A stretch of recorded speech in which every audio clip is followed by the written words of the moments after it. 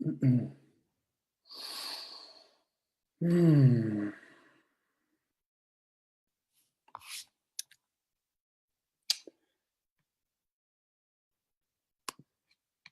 Greetings, aloha, blessings to everyone out there in the Facebook multiverse. I wanted to come on here and drop some downloads, drop some insights, some perspectives, whatever comes through that can be of immense value for everyone, myself included, because a lot of times things come through me in these spontaneous sessions and I get my own insights out of it. So let's go deep. I really want to share some fundamental principles and insights around the nature of reality creation. So a lot of you have been following me for a long time. Some of you have been following my journey for 10 years at least. Some of you see me in the very beginning of the raw food journey. And when I started promoting living foods and then superfoods and my escapades in the chocolate world, and have really been by my side for so long. Greatly appreciate all of you, and I'm still all about all of that. Obviously, my journey and my work has really transpired or has really evolved into whole human optimization. And I don't mean human optimization in the supplemental form, which is what most you find in the whole like biohacking and human optimization field, which I think all of that is great. However, I'm much more about the soul of evolution, the evolution of our soul. And the physical body obviously is a huge aspect of that, and proper supplementation is a huge aspect of that. Dialing in this biological vehicle that we have, optimizing our hormones, optimizing our neurochemistry, optimizing our microbiome, our joints, our ligaments, our musculature, our nervous system, all of that is part and parcel, and it's extremely important, if not the most important thing, which is why I champion that work in the world. And in addition to that, a lot of my studies and my focus in my own life journey has really evolved into the psychological, emotional, and metaphysical realms. I'm working on a book right now called The Pathology of Fear, Healing the Primordial Core Wound of the Human Condition. Quite a journey this book has been taking me on, and a lot has been coming through for it. And more recently, my journey has brought me to certain people and certain experiences and certain studies that I want to share some of the distillation of some of those themes that I've been really diving deep into. This idea around reality creation. Let's start there. What is it to create our reality? What is our reality? What is reality as a whole? There's a lot of theories. There's a lot of ideas around this. I've dove in deep into the whole phenomenon or the whole idea of the flat earth, which I'm not going to go into. It's an interesting idea. And when you understand the flat earth is much deeper of an idea and concept, and it's a thought exercise more than anything, which you don't want to just look at something like that and then just say like, oh, that's hokey. Oh, that's the flat earth. You know, what are they talking about? No, it's actually a thought exercise because you have to break it down. The flat earth is a geological perspective because the planet is a biospherical perspective, meaning that the planet may in fact be somewhat spherical, but the earth is geological, meaning the crust, the solid matter of the earth may in fact be more flat with curvature and everything, you know, mountains and hills and that kind of thing. But you have to think deeper. Why did I bring that up? Well, I brought it up because we need to be a little more sophisticated and a little more investigative of a lot of the ideas that are out there instead of just foo-fooing them away and just saying, oh, that's craziness, because we can't critically think because we're not looking deeper below the surface. Very interesting idea. Another interesting idea is the virtual simulation theory, the video game theory of reality, which basically is that we may in fact be living in a holographic simulation which I think may be more likely than anything from a model of reality perspective. You see, when we're looking at reality, what we're trying to do is we're looking at different models that the logical mind can adopt to kind of understand certain dynamics, certain principles, certain phenomenon that is occurring linearly and non-linearly, locally and non-locally. And this is using both hemispheres of the brain. So ultimately, I guess what I'm saying here is that we do create our own reality, and there is a certain model, or maybe there's multiple models of reality that are already set in place, kind of like a software program. And you have the hardware. So the model of reality is like the hardware. It's kind of built in. It's a built-in mainframe or framework in which reality is set up, but the software is the program. And the software is what we can go and reprogram and manipulate, if you will, adjust the specifications of that software to meet what it is that we want to create. Same thing with the physical body. You have the hardware, right? You have the nervous system, you have the neuromuscular system, you have your central nervous system, your autonomic nervous system, your peripheral nervous system, your parasympathetic, sympathetic, et cetera. You have your brain tissue, you have your body, right? You have the physical frame of the body. Okay, that's not really so adjustable. Obviously, you can, body weight training and all that kind of thing. Like you can adjust that, but ultimately, it's kind of set in place. It's like people have body types. People have certain types of metabolisms that more or less are templates that they hold. Now, you can adjust the operating system within the hardware. And that's what I'm really fascinated about when it comes to human optimization is how do we upgrade the operating system, right? That's where it gets really interesting. So how do you upgrade the operating system of your own reality? Well, you have to first and foremost assume responsibility for your reality. You have to assume responsibility for every single thing that's ever occurred, every single relationship, every single thing that you've ever put into your mouth, every single pattern, behavior, habit that you've participated in, every mirror that's shown itself to you, some way, shape, or form, you are a co-conspirator in your own reality. So the first step is the most practical thing, which is honesty. Taking full accountability and responsibility for your own participation in your reality. Now, once you've done that, then you can start going to the drawing board and start mapping out a new architecture for the reality that you want to create. This is where it gets interesting.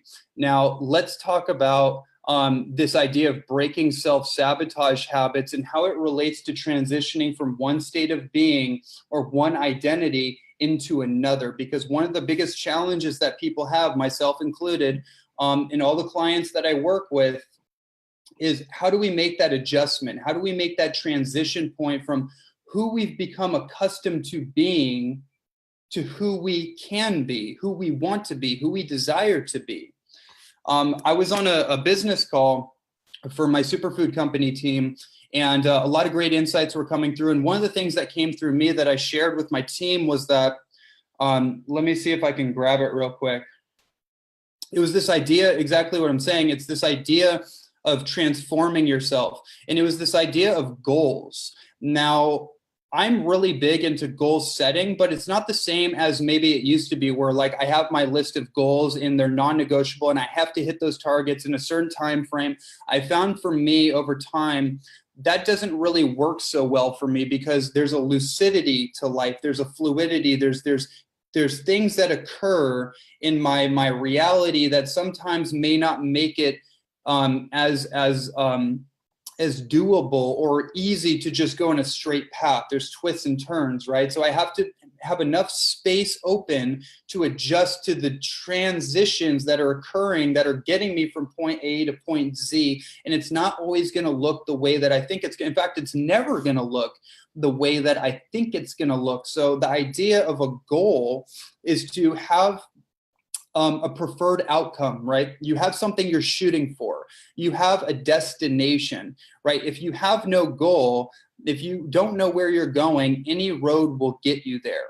That's number one. You have to set your mark on something. The brain is wired for progress. It's not wired for happiness, right? It's not wired for gratification. Well, it can be wired for gratification. I'm going to pause on, I'm going to plant that seed because that's an important point about immediate gratification, how that stalls our evolution, how that actually creates addictive habits that hold us back from our greatness.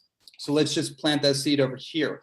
But the brain is wired for progress. The reason why we don't feel, we lose momentum and we lose consistency and we lose focus is because we don't feel like we're making progress. If you feel like you're making progress in your goals or your whatever it is, then no matter what's going on, there's a sense of fulfillment. There's a sense of peace and ease, even if all hell is breaking loose and it's just chaos everywhere. If you know where you're going and you're consistently walking towards it and you feel a sense of progress, then your nervous system can relax and you know that you're moving towards your target, right? So that's really important.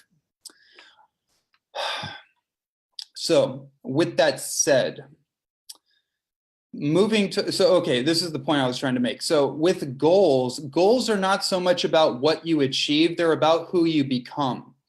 This is the great wisdom of Bruce Lee, the great wisdom of the success philosopher Jim Rohn. The quote, I put it in my book the other day. He basically said, the point of having a goal is about who you become in the process of pursuing the goal. Oftentimes, I've found in my life, I've had a lot of monumental goals that pulled every single iota of potential out of me, and I didn't achieve those goals. Like, for example, I was an Olympic hopeful for the U.S. national team and for the Olympics in Taekwondo. A lot of people know that about me and my background. Now, I did not achieve my goal of going to the Olympics. I very well think that if I stayed on that path and I just kept with it, if that was truly my destiny, I had all the potential, all the skill, all the work ethic, all the coaches and support to actually get to the Olympics. I do think that I had every possibility of becoming an Olympic athlete, but here's the kicker about it. Having the goal all those years and pursuing it, I came to realize wasn't about the manifestation of the moment of being on the Olympic mat. That wasn't what it was. I needed that goal and that vision so I could pull out all the potential within me to, in my mind at the time, to prepare me for that. But I didn't realize that it was actually preparing me for something much greater. It was preparing me for my destiny. There's an amazing movie called Field of Dreams with Kevin Costner. I don't know if any of you have seen it, but if you haven't, I'd highly recommend going back to it because it's an incredible movie about synchronicity. It's an incredible movie about second chances. And it's an incredible archetypal film about how sometimes we have to give up our goal in order to achieve our destiny. Sometimes along the journey, we have to let go of our goals or we have to let go of our dreams in order to discover our destiny. Sometimes achieving our goals is getting in the way of our destiny. What do I mean by that? Well, if we're narrow focused and we only focus on one possibility thread in a potential timeline of our life, then there's a lot that we can miss out on. Right? And sometimes our destiny is not exactly what our dreams and goals are.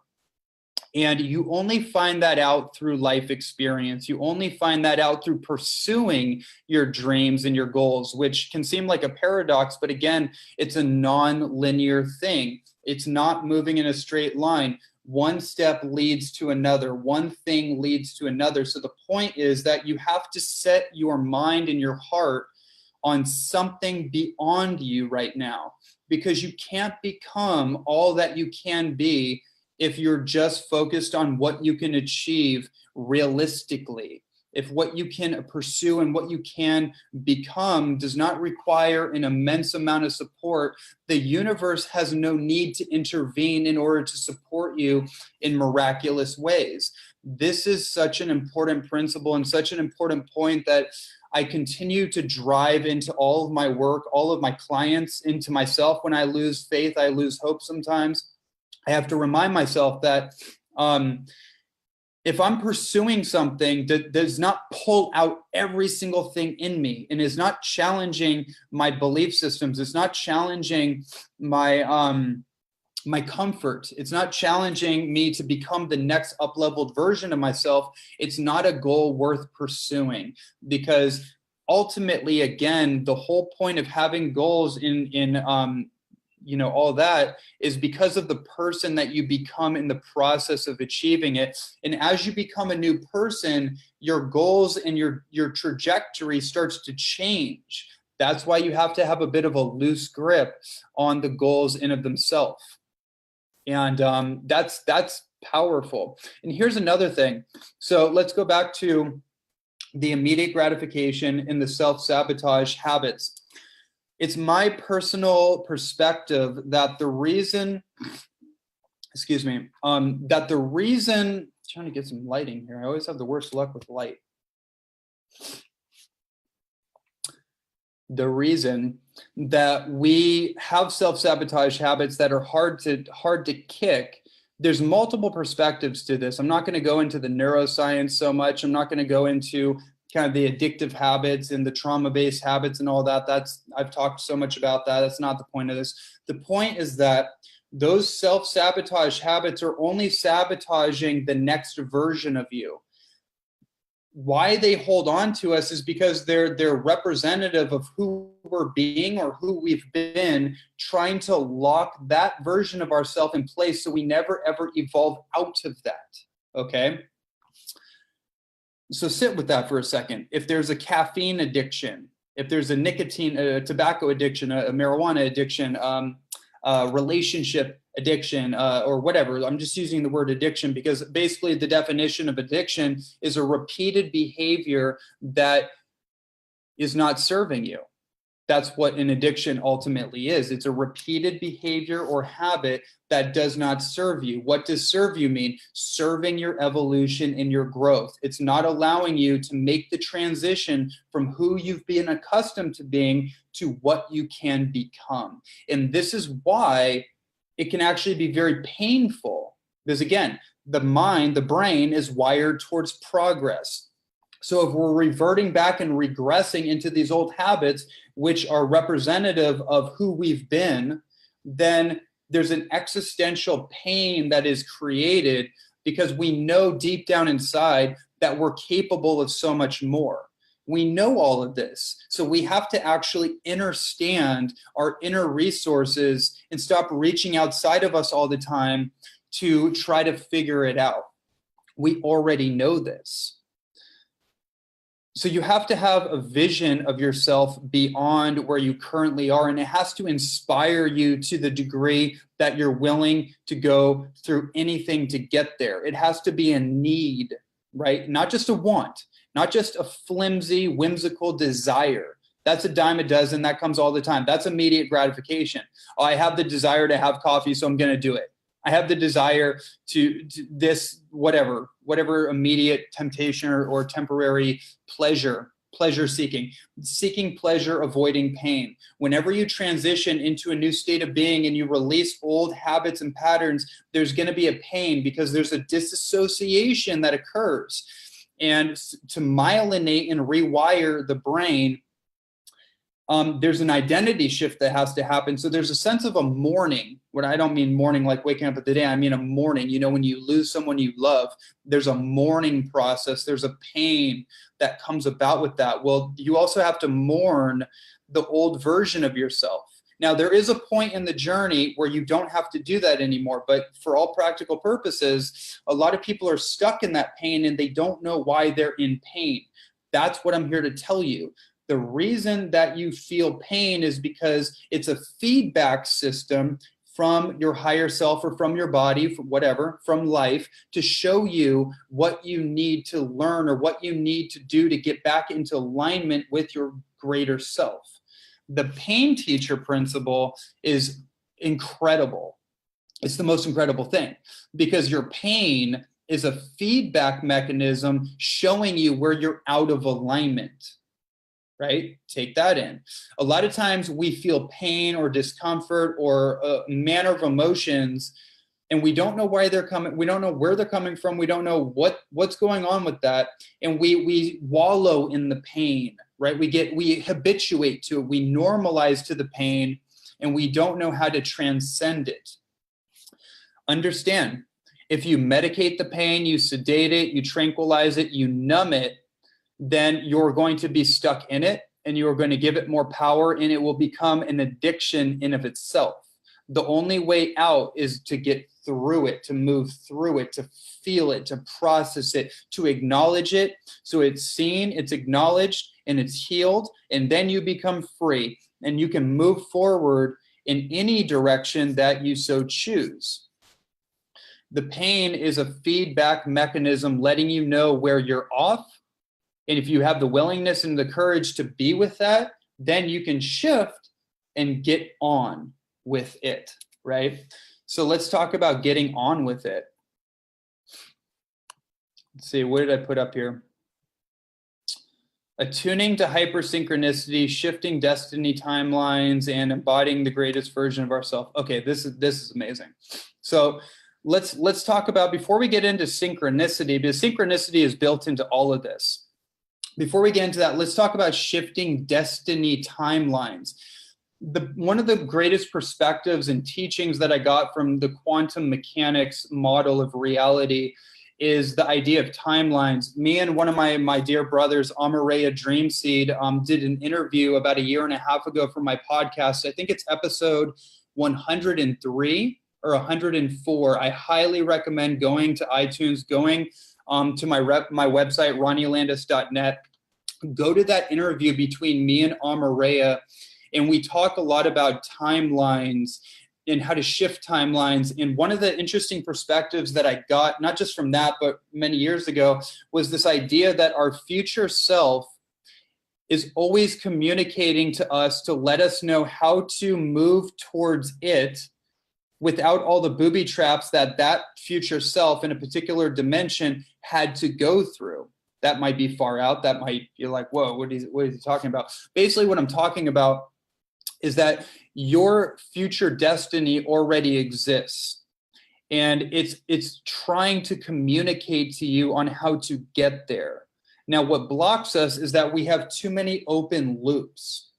We have an open loop over here. We have an open loop over here. We have an open loop over here. And then we have our path. And it gets convoluted because we have too many open loops of energy being entangled in different directions that we become scattered. We become unable to focus, and we don't know which is which. Say, for example, you have a job that you don't align with, but you're doing it to pay the bills or whatever. You have your family over here. You have whatever miscellaneous loops that are open. And then you have your path, right? You have your true path that's always whispering to you. The thing about your higher self too, is that it doesn't shout at you. It whispers to you. So you actually have to lower the volume of the logical mind oftentimes in order to hear the whispers of what your future self is attempting to communicate to you. And you have to close those loops. You have to close the loops that are no longer in alignment or serving your true dharmic path.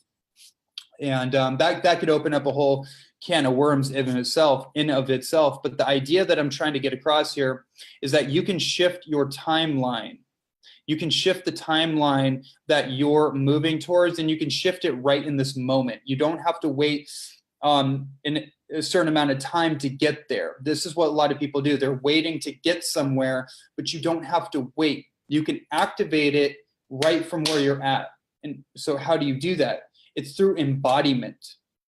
Being able to embody the greatest version of yourself here in this moment.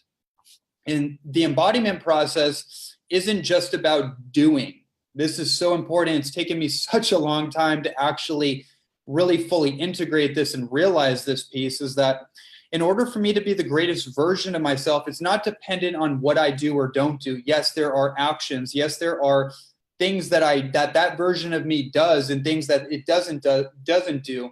But before I get there, I have to really go within and really sort out my own energy field, right? Because ultimately what we're talking about is a state of being. Who are you being in this moment? Are you being confident? Are you being absolutely crystal clear and certain about your destiny?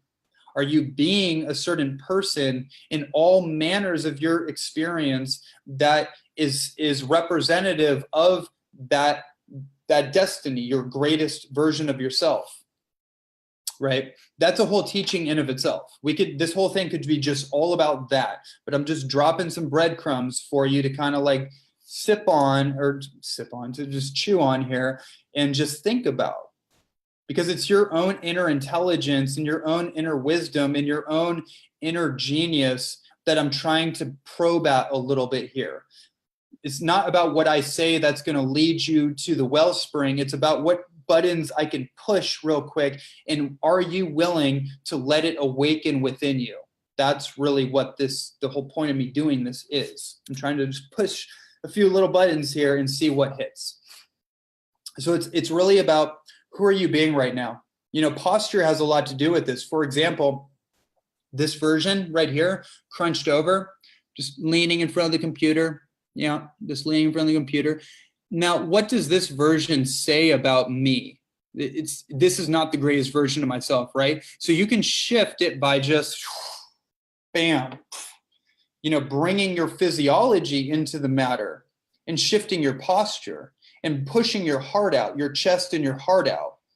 And then your whole alignment of your neck and your spine comes into alignment, right? A lot of the pain in the body is because of postural issues and structural issues that over time have gone misaligned, and the vertebrae gets misaligned because we've been hunched over, we're on our phones, and this kind of things happens. And then gravity gets a hold of us and we start to suppress. So we have to actually open the neuromuscular system, open up our physiology, and get comfortable with that. When you're comfortable and your physiology is open and you can attune to that, all of a sudden your energy starts to change.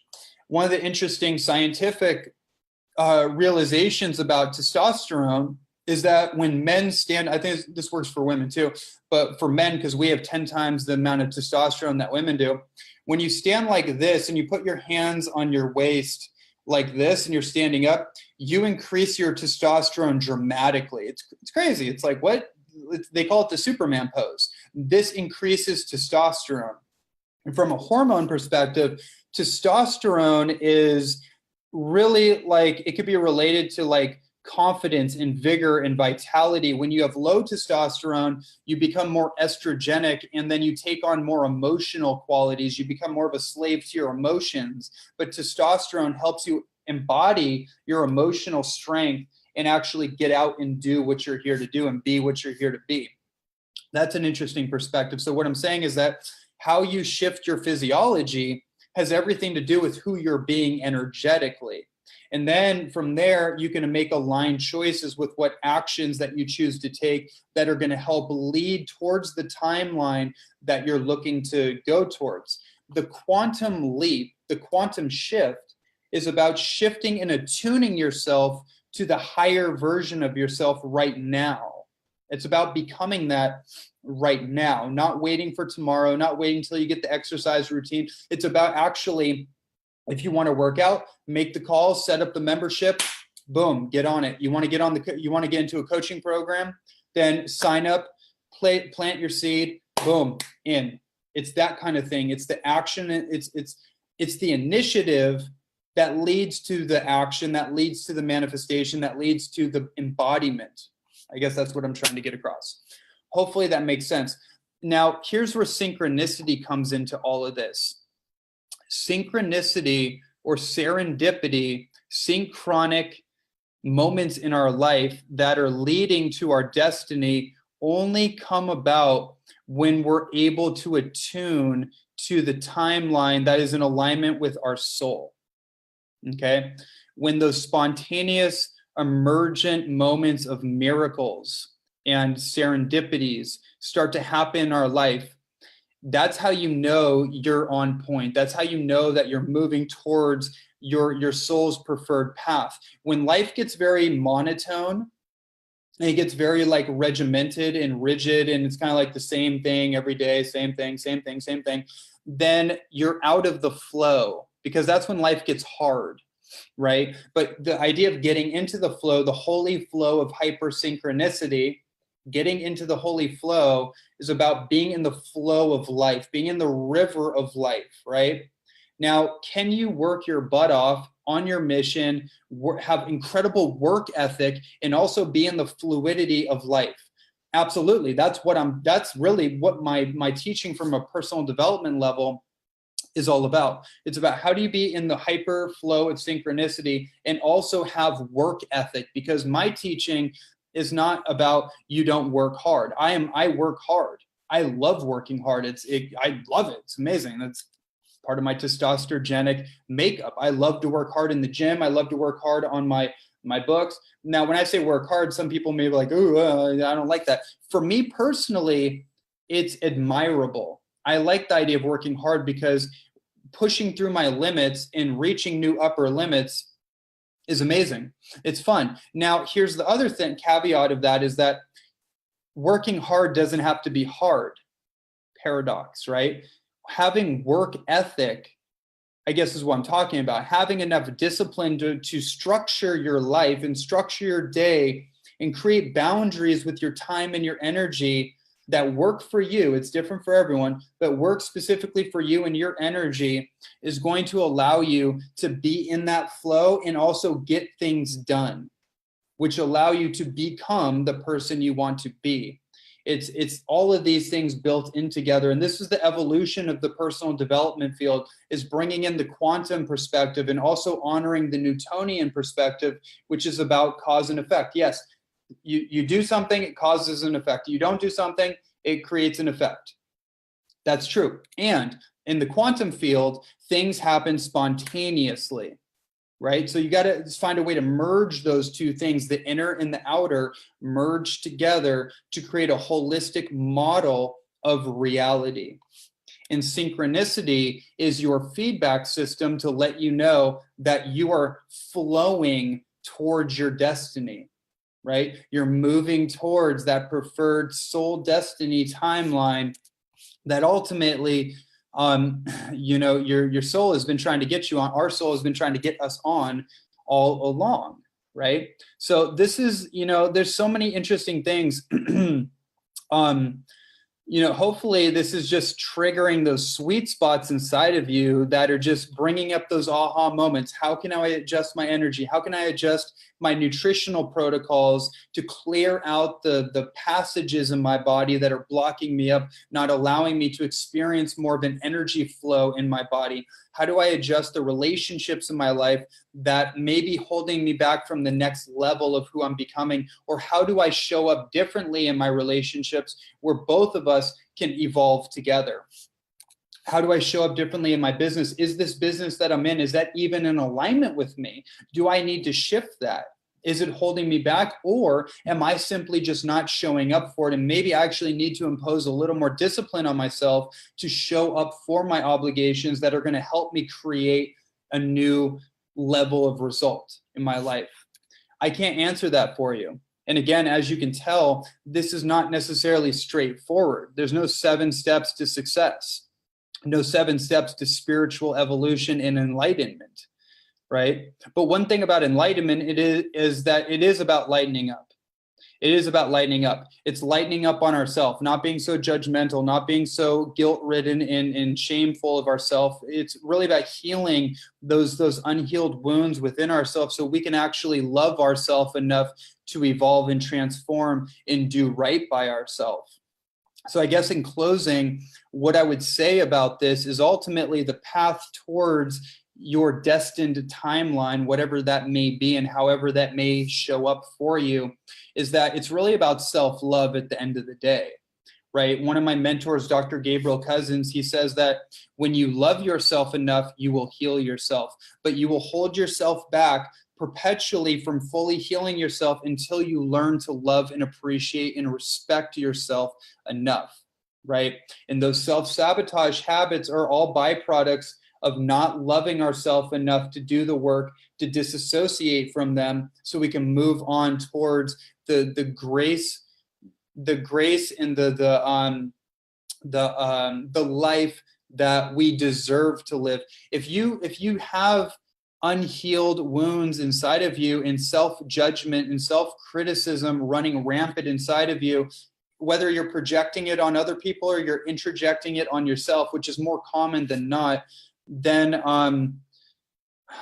you're not going to be able to release yourself from the bondages that you're holding yourself to, because ultimately you're not going to feel worthy of your destiny. You're not going to feel worthy of what it is that you can become and what you can receive and what you can achieve. And this is one of the biggest issues, right? Worthiness. Why do we not feel worthy? This is something a lot of people don't talk about. They just say, like, you got to heal your worthiness issues. Well, that's great. And how do you do that? Well, you have to treat yourself like someone you love, right? That's the underlining pinning message of my entire work in the health and nutrition and cleansing and detoxing in longevity field, is that when you love yourself enough to heal yourself and you start to feel better in your body, all of a sudden you want to stick around on this planet a little bit longer, right? When people don't feel good in their body, then they start to create subtle death habits. And then they start to entrench themselves into the culture of death. And then all of a sudden they feel so miserable inside themselves that they check out. They don't even want to be here, right? When you love yourself, you start to love that around you, and the reality around you starts to reflect that love back to you. And all of a sudden, life becomes paradise again. Life becomes equanimitous. It becomes harmonious. And all of a sudden, you're not so judgmental. You're more compassionate. You're more empathetic. You're more open. You're not in survival protection mode. You're just like, this is life. And I'm a participant. I'm playing in the game of life, this virtual reality, holographic simulation on this flat earth or whatever, whatever it is, doesn't even matter, because it's all just for your own entertainment.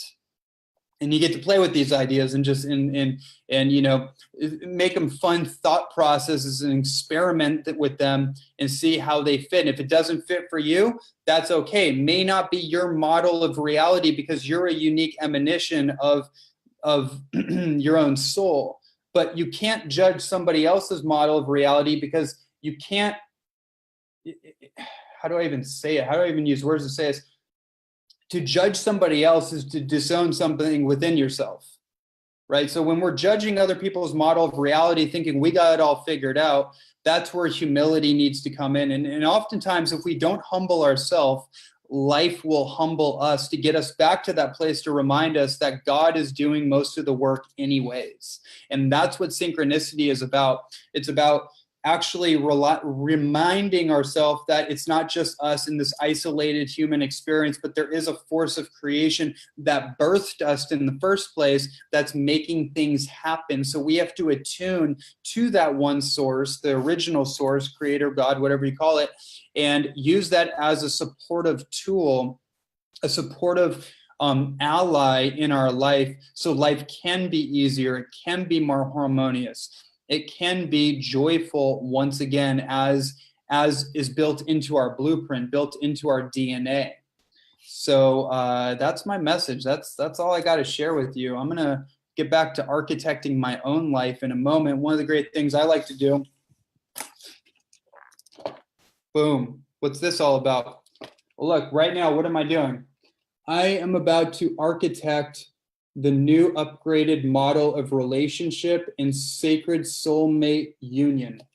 That is what I'm going to architect, because you know what? I deserve it. And I get to create that facet of my life the way that I desire, not based on my past experiences, not based on a jaded, wounded perspective of the past, but of a healed, whole perspective of what I choose to experience moving forward into the future. You get to do the same thing for yourself. So that's it. That's all I got for you. Have the best day ever. Sending all of you a lot of love, a lot of aloha, a lot of blessings, and can't wait to connect with you guys some more.